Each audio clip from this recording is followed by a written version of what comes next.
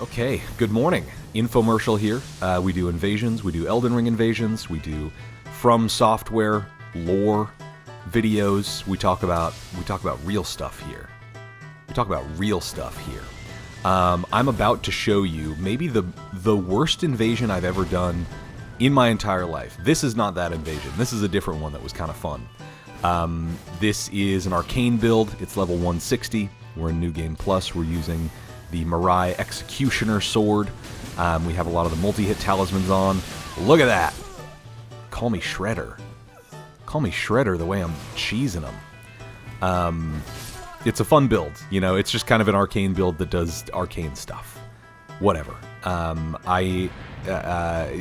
This is a build that I'm going to be taking into the DLC. But anyways, this is the invasion here. I'm going to be chopping up this invasion for you a little bit and showing you some different things in between, because we got another infomercial special. I feel like I've had a lot of these recently where it's like a very, very long invasion with two very stubborn people, me and the host. Because this guy was hiding. He's obviously using the Mimic Veil to disguise himself in this area. And I looked around for 5 minutes trying to find him, and I could not find him. He's just hiding somewhere in here, and he doesn't want to reveal himself to me. So I'm going to be speeding up some of these clips because some of it is just this. It's just me running around. We're just running around. Finally, he decides to show himself. He's using Black Flame Protection. He's using the Blasphemous Blade. It's just kind of a poisey greatsword, faith build sort of thing. Nothing you haven't seen before. He's not. They didn't break the mold with this one. He's not reinventing the wheel. But I'm not either. So who cares? Not a big deal. He hits me with the whatever this is, the Royal Omen Bairn, I think is what it is. Kind of a chase down thing, ranged attack item that you can get from the sewers. It's like a Moog associated item. So he's got that. He's got, Rock Sling, I think is what it's called. He's got the bestial incantations. So it's not a bad build, but then he hits me with the Elden Stars. And this is where I knew things were gonna take a turn. But here's another invasion for you. We're in Elphael, the brace of the Halig tree. And once again, hitting people with the drill. Hitting people with the drill sergeant moves. Sergeant Pepper's Lonely Hearts Club. There's a really great American fantasy author named Gene Wolfe who wrote a series of books called The Book of the New Sun. And the main character in that book is a guy named Severian. And that is this character's name on screen as well. Severian is an apprentice in the Torturers Guild. So he's in charge of torturing people who are the enemies of the state. And he gets a big ol' execution sword called Terminus Est. That's Latin for this is the end. And the description of the sword looks very much like the Mirai Executioner sword. It's got a rounded edge to it. It's got this hollow channel in the middle with some lead in it, so that on the downswing chop, it gives it more force. And so this is actually a pretty historical rendering of executioner swords from the Middle Ages, and it reminds me of Book of the New Sun by Gene Wolfe, so go read it, especially if you like From Software games. Those books feel kind of like From Software games. They're very cryptic, they're very mysterious. The world building is not very explicit. It's very much you draw your own conclusions kind of thing.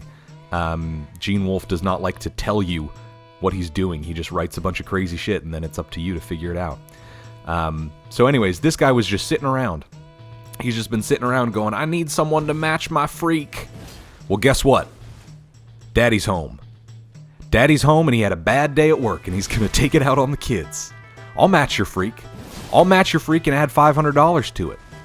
I'll match your freak and add $1,000 to it, and I'll send it to the Global Orphan Project because your kids are about to lose their dad. Samuel Krieg. It was just a whole lot of this, right?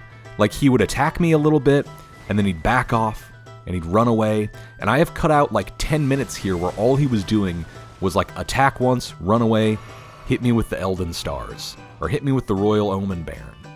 And I've got plenty of places to hide here, you know? It's not like I'm hurting for places to avoid these attacks. And so it's just turned into this slog. It is just an interminable slog, right? Here's another edit for you. Because, like, nothing is happening. He's just doing these attacks over and over again.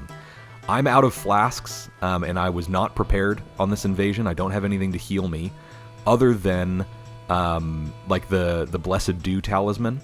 And so you'll see in a second we've got, like, a sped-up clip where my HP is just ever so slowly just inching forward, just creeping forward a little bit. So, he hits us with the Mimic Veil again, and it's just this. Man, it's just this, where we're just waiting, and we're just sitting, and we're shooting, and nothing's happening. Not a damn thing is going on in the entire world. This is how you know it's time for the DLC. Like, oh my god. It was one of the worst nights for invasions I've ever had. Like, I'm showing you some clips of some good stuff that happened, but, yeah, Miyazaki, help. Help us, please. We got people out here just putting on the Mimic Veil and using Elden Stars and just running away. What are we doing here? People are losing their minds waiting for Shadow of the Erd Tree. It is the situation is dire out here for invasions. And that's how you know it's time, right? It's when you see shit like this in game, and I'm not even joking. I got like 2 or 3 invasions that night that were like this, of just people like this. And so we need some fresh blood. We need some new areas. We need some new weapons, because my God, dear Lord, dear God in heaven, dear Lord up in heaven, are you there, God? It's me, Margaret. Are you there, God? It's me, infomercial. Please send me better invasions. Because I don't want to be doing this. Like, this is not... It's funny to do commentary to this, and it's funny to, like, watch this right now, because it's the morning after, and I'm just doing my little commentary and drinking my little coffee. But this was not fun when it was happening. But he has made a crucial mistake. Let me tell you about that mistake.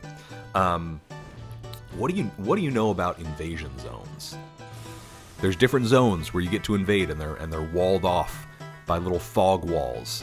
So you can invade in the open world, and you get a pretty big area to do it. But eventually a little fog wall will pop up, and it will say, this far and no further. So sometimes you end up getting stuck. You end up getting a little bit stuck in a spot where you've got like a fog wall behind you, and then the invader in front of you. And sometimes it works in the opposite direction too. You know, you've got a fog wall, like you've got a fog wall behind you and a bunch of the co-opers in front of you, and there's nothing really that you can do about it. And you're just kind of stuck. You're just kind of stuck in a hallway. But this is another invasion here, before I show you the grand finale of the longest and most annoying invasion of my life. We're in the sewers. I love invading in the sewers. This is on my quality builds that I'm going to be taking into the DLC. So different build, 40 strength, 40 dex, 60 vigor, just a little, you know, jack of all trades, physical damage guy. We got a big old axe. It's fun. I'm waiting for them kind of at the bottom of the ladder here, as you can see, because I'm hoping they're going to be a little stupid with it. I'm hoping that they're gonna do something they'll regret later on in the morning. But I don't know. I don't think they really do. They're not as dumb as I am sometimes, because sometimes I'll be real dumb in these invasions. If you ever watch me stream, I stream at 8 p.m. Thursday nights Pacific time, usually for like a couple hours. I do that every week, and sometimes I stream at other times too. But that's the one like consistent time that I'll stream, and you can tune in and watch me do some real dumb stuff. But check this out. Jar cannon. Hit the floor. It's over. It's done. It's never been more over. This was another like 20-minute invasion, and I cut out all of it because it wasn't interesting. Aside from that part, which was funny, which was interesting and funny.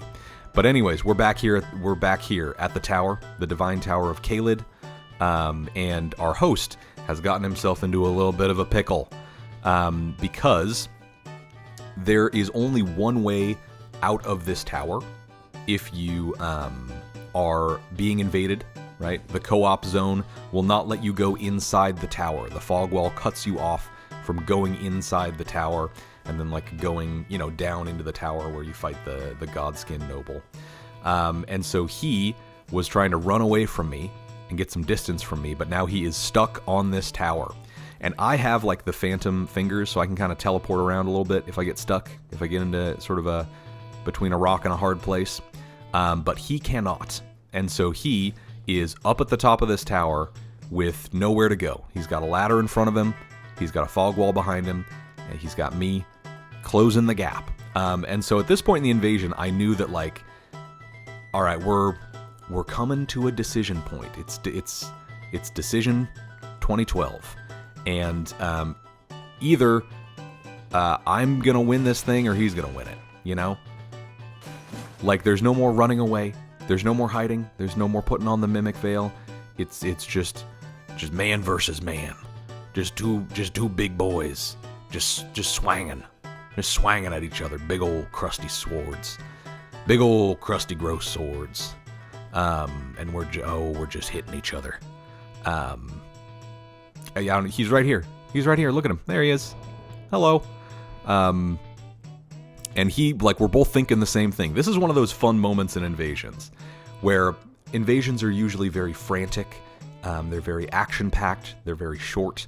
But every now and then when you get a very long invasion, you have a moment like this where it's just you and the host just kind of staring each other down.